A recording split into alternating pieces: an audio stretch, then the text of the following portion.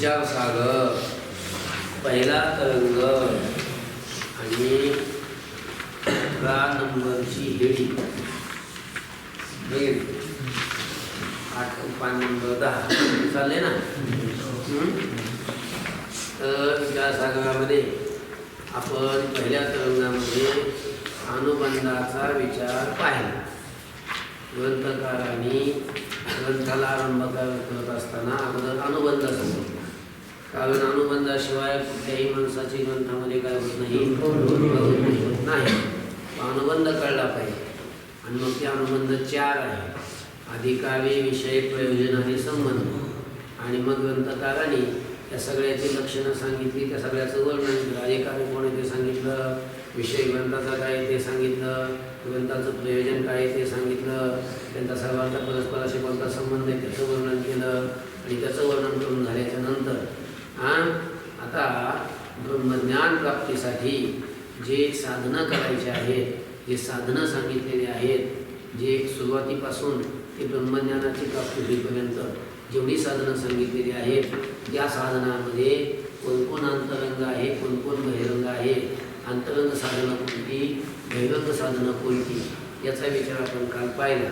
त्याच्यामध्ये अंतरंग साधनाचं लक्षण काय आहे, बहिरंग साधनाचं लक्षण काय आहे, याचा पण विचार झाला आहे का नाही. श्रवणामध्ये आणि ज्ञानोत्पत्तीमध्ये ज्याचा प्रत्यक्ष उपयोग असतो त्याला काय म्हणतात, अंतरंग साधन म्हणतात.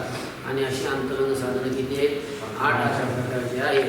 विवेकादी हे जे साधनं आहेत, विवेकादी 4 साधनं यांचा श्रवणामध्ये त्यांचा प्रत्यक्ष उपयोग असल्यामुळं ही अंतरंग आहेत. आणि श्रवण, मनन, निध्यासन, पदार्थ शोधन या साधनांचा ज्ञानाच्या उत्पत्तीमध्ये प्रत्यक्ष उपयोग असल्यामुळं या ही साधनं ही अंतरंग आहे. म्हणजे श्रवणादी साधनं आणि विवेकादी साधनं असे हे 4 म्हणजे 8 साधनं काय झाले, अंतरंग झाले. आलं लक्षामध्ये. आणि यज्ञादी कर्म, यज्ञादी निष्काम कर्म आणि निष्काम उपासना ही कशाची साधनं आहेत, हे चित्तशुद्धीची साधनं आहे. आणि ही बहिरंग साधनं. कारण बहिरंग का आहे, बहिरंग साधनाचं लक्षण आहे ज्या साधनाचा उपयोग प्रत्यक्ष या श्रवणामध्येही होत नाही आणि ज्ञानोत्पत्तीमध्येही होत नाही. मग ज्या साधनाचा उपयोग फक्त अंतःकरण शुद्धी आणि अंतःकरणाची स्थिरता एवढंच ज्या साधनाचं फल आहे, अशी जी साधनं शास्त्राने सांगितलेली आहेत अशा त्या साधनांना काय म्हणतात, साधन म्हणतात. आणि यज्ञादी कर्म आणि उपासना यांचं फक्त अंतःकरण शुद्धी आणि अंतःकरणाची स्थिरता एवढंच फल आहे. यांचा श्रवणामध्ये उपयोग नाही आणि ज्ञानोत्पत्तीमध्ये उपयोग नाही.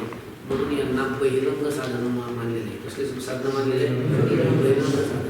पुन्हा एक शंका घेतली होती किंवा यज्ञादी कर्म हे तर स्वर्गप्राप्तीचं साधन आहे आणि तुम्ही यांना ब्रह्मज्ञानाचं साधन कसं काय सांगायला लागले आहे का नाही, मोक्षाचं साधन कसं काय सांगायला लागले. मग त्याची शंकेचं समाधान असं केलं की जर सकाम पुरुषाने हे यज्ञादी कर्म केले तर सकाम पुरुषाला ते स्वर्गप्राप्तीचं साधन होऊ शकतात. परंतु एखाद्या निष्काम पुरुषाने जर तेच साधन केलं निष्काम होऊन तर तेच साधन त्याला अंतःकरण शुद्धीच्या द्वारा ब्रह्मज्ञानाचं म्हणजे काय होतं, साधन होतं. म्हणून त्या साधनांना ब्रह्मज्ञानाची बहिरंग साधनं मानलेलं आहे. लक्षामध्ये काय मानलं ते, बहिरंग साधन. म्हणजे साधन कोणतं अंतरंग आणि कोणतं बहिरंग हे सांगितलं. आणि थोडंसं नंतर पुन्हा तुलनात्मक दृष्टीनं याच्यापेक्षा हे अंतरंग, याच्यापेक्षा हे अंतरंग, याच्यापेक्षा हे अंतरंग असा पण विचार मांडला. श्रवणादी साधनापेक्षा आपलं काय, विवेकादी साधनापेक्षा श्रवणादी साधन हे कसे अत्यंत अंतरंग आहे लक्षामध्ये. आणि श्रवणादी साधनापेक्षा ब्रह्मज्ञानाच्या उत्पत्तीमध्ये साक्षात उपयोग होत नसल्यामुळं आणि श्रवणामध्ये उपयोग होत असल्यामुळं विवेकादी साधन हे काय हे श्रवणादी साधनापेक्षा आहे लक्षामध्ये. मग आता श्रवणादी जे 4 साधनं आहेत, हे श्रवणादी असलेली 4 साधनं त्यांच्यामध्ये सुद्धा श्रवणापेक्षा मनन अत्यंत अंतरंग आहे. मननापेक्षा निधिध्यासन अंतरंग आहे आणि निधिध्यासनापेक्षा शोधन अंतरंग आहे. सगळ्यात अंतरंग, सगळ्यात अत्यंत जवळचं साधन जर कोणतं असेल तर ते कोणतं आहे, शोधन तात्काळ लगेच काय होतं, ज्ञान अंतःकरणामध्ये ब्रह्मज्ञान अध्यात्मज्ञान जी ब्रह्मज्ञान उत्पन्न होतं. म्हणून अत्यंत जवळचं साधन म्हणजे तत्वपदार्थ शोधन. आलं? हा विचार आपण काल पाहिला. आता ही साधनं सांगितली, अधिकारी सांगितलं. आता अधिकाऱ्याचं कर्तव्य काय आहे? विवेक वैराग्याने संपन्न असणारा जो अधिकारी आहे, साधन चतुर्थ संपन्न असणारा जो अधिकारी आहे, त्या अधिकाऱ्याचं कर्तव्य काय आहे, त्यांनी काय करायचं? अधिकार प्राप्त झाल्यानंतर, विवेक वैराग्य प्राप्त झाल्यानंतर त्यांनी काय करावं ते आता ग्रंथकार सांगतात. अधिकाऱ्याने यज्ञादी कर्म, त्याची साधने स्त्री धनपुत्रादी या सर्वांचा विधीपूर्वक त्याग करावा. बघा ऐका, अधिकारी पुरुषानं काय करावं? यज्ञादी कर्म करीत बसायचं नाही. कारण यज्ञादी कर्माचं फल काय? अंतःकरणशुद्धी. आणि अधिकाऱ्याची अंतःकरणशुद्धी झालेलीच आहे. पुन्हा काय यज्ञ करीत बसायचं? त्याच्यामुळे त्यांनी यज्ञ करीत अधिकार प्राप्त झाल्याच्या नंतर, ज्ञानाचा अधिकार प्राप्त झाल्याच्या नंतर पुन्हा त्यांना यज्ञादी कर्म करत बसायचं नाही. आणि त्या कर्माची साधना असणारी जी स्त्री, धन, पुत्र आदी आदी या सर्वांचा त्यांनी काय करावा? त्याग करावा. पण कसा? विधीपूर्वक शब्द महत्वाचा बघा, विधीपूर्वक त्याग करावा. त्याचे अंतःकरण शुद्ध असल्यामुळे त्याच्या ठिकाणी यज्ञाधिकांचा संभवच नाही. म्हणजे त्यांनी यज्ञ का करायचे नाही? अहो यज्ञ कशासाठी करायचे असतात? अंतःकरण शुद्धी करता. त्याची अंतःकरण शुद्धी झालेलीच आहे. मग आता अंतःकरण शुद्ध झाल्यावर पुन्हा यज्ञ करण्याची काही गरज आहे का? आपण कपडे धुतो, कशासाठी धुत असतो कपडे? मळ निघावा म्हणून. मग आता मळ निघून गेला, धुतले, मग पुन्हा आणून भिजवायचे, पुन्हा घासायची गरज आहे काही? घासायचे असतात, भिजवायचे असतात, कुठपर्यंत? मळ निघून. एकदा मळ निघून गेला, मग पुन्हा भिजवायची गरज नाही, सोडा टाकायची गरज नाही, पुन्हा घासायची गरज नाही, आदळायची गरज नाही, काहीच गरज नाही. पुन्हा लागला आदळायला, काय उपयोग आहे? फाटून जाईल. बघा, त्याचं अंतःकरण शुद्ध असल्यामुळं त्याच्या ठिकाणी यज्ञाधिकांचा संभवच नाही.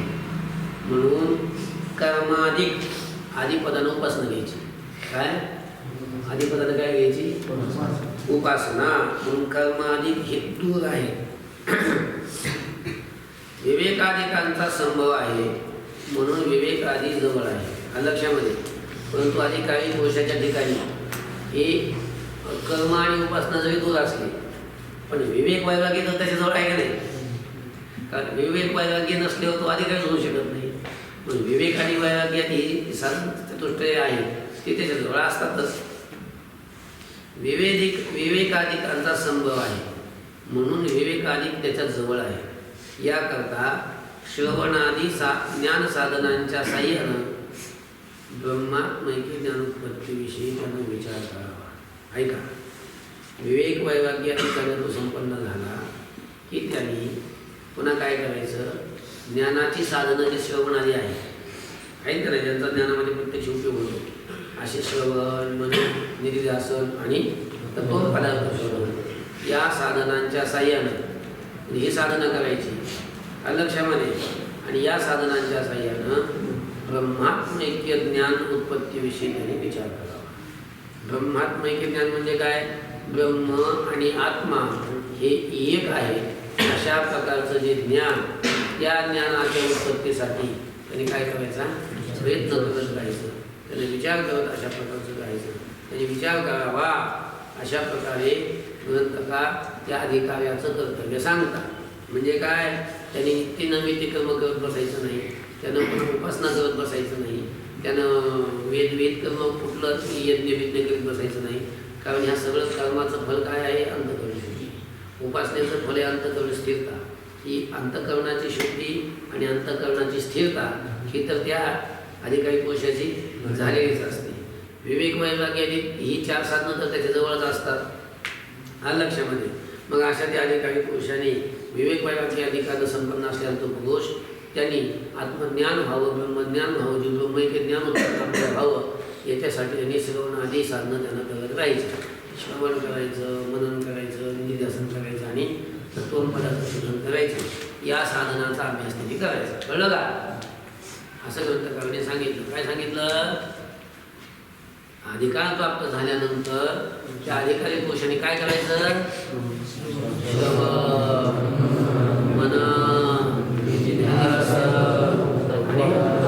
पदार्थ शोध हे साधन सुरू करायचे. आत्मावादे द्रष्टव्य, आत्म्याचं दर्शन करावं, आत्म्याचा साक्षात्कार करून घ्यावा. त्याच्यासाठी श्रोतव्य, मंतव्य, निरिधासितव्य, शास्त्रकारांनी सांगितलं का ना असं? श्रोतव्य म्हणजे श्रवण करावं, मंतव्य म्हणजे मनन करावं, आणि निरिधासितव्य म्हणजे निरिध्यासन करावं. अशी ही सगळी साधनं करत राहावी त्यांनी. तर झोपा नाही घ्यायच्या. ज्ञान साधन श्रवणाधिकांचा विचार बघा. चला, ज्ञान साधन असं जे श्रवणाधिक त्यांचा आता विचार सांगतात. श्रवणाधिक आदिपदानं काय घ्यायचं रे? श्रवण घ्यायचं का आदिपदानं? श्रवण तर सांगितलंयच की आदिपदानं. श्रवणादि म्हटलं ना, आदिपदानं काय घ्यायचं? श्रवण आहे त्याच्या आधी असे जे ते घ्यायचे, म्हणजे मनन निध्यासन वगैरे. बघा आता, श्रवण, मनन, निधिध्यासन आणि तत्व पदार्थ शोधन ही ज्ञानाची अंतरंग साधने आहे. ज्ञानाची कसली साधन आहे? अंतरंग साधन आहे असं वर सांगितलेलं आहे. त्यातील आता प्रत्येकाचं लक्षण सांगतो. याच्यातल्या प्रत्येकाचं काय सांगतात? लक्षण अशा प्रकारचं सांगतात. श्रवणाचं लक्षण सांगतात, मननाचं लक्षण सांगतात, निधिध्यासनाचं लक्षण सांगतात, तत्वम पदार्थ शोधन सांगतात. आलं? आता श्रवण म्हणजे काय? ऐका. श्रवण तुम्हाला असं वाटतं श्रवण म्हणजे फक्त कानानं ऐकायचं, त्याला श्रवण म्हणत नाही. श्रवण म्हणजे फक्त कानानं ऐकणं नव्हे, त्याला बी श्रवणच म्हणतात. पण इथं पारिभाषिक अर्थ तसा नाही आहे श्रवणाचा. इथं श्रवण शब्दाचा अर्थ काय बघा. ऐका. गुरुपासून वेद ऐकायचे. काय करायचे? वेद ऐकायचे. आणि मग ऐकलेल्या त्या वेदाचा तात्पर्य नेमकं काय आहे ते तात्पर्य लक्षात घ्यायचं, आणि मग तसा निश्चय करायचा बुद्धीनं. वेदाचं तात्पर्य याच्यामध्येच आहे, लक्षात असा निश्चय करणं म्हणजे त्याला म्हणतात श्रवण. कळलं का? वेदाच्या वाक्याचं तात्पर्य नेमकं कशात आहे हे जाणून तशा प्रकारचा निश्चय करणं याला काय म्हणतात? श्रवण. मग आता वेदाला नेमकं काय सांगायचंय? वेदाच्या वाक्याचं तात्पर्य नेमकं कशात आहे हे कसं काय जाणून घ्यायचं म्हणले? मग त्याच्यासाठी वेद गुरुच्या मुखातून श्रवण करायचे, आणि नंतर त्या वेदाच्या वाक्याचा तात्पर्य काय आहे, कशात आहे हे जाणण्यासाठी त्याला षडलिंग लावायचे. काय लावायचे? षडलिंग. षडलिंग लावले की मग त्या षडलिंगाच्या द्वारा तात्पर्याचा बोध होत असतो. तात्पर्याचा काय होत असतो? निश्चय. तात्पर्याचा निश्चय होतो. ओम शांती शांती शांती.